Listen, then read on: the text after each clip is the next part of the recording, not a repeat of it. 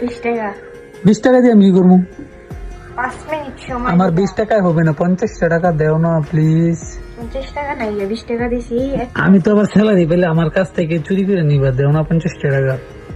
5 minute সময় একটা cigarette খেয়ে আসবো আর 5 মিনিটের ভিতরে বাইক আসবো। আমার 50 টাকা লাগবে, 20 টাকা তো হইব না তো। 20 টাকা দেবো আমি জানি। তো রাখে তো তাহলে তোমার টিয়া, তুমি 50 টাকা দেও।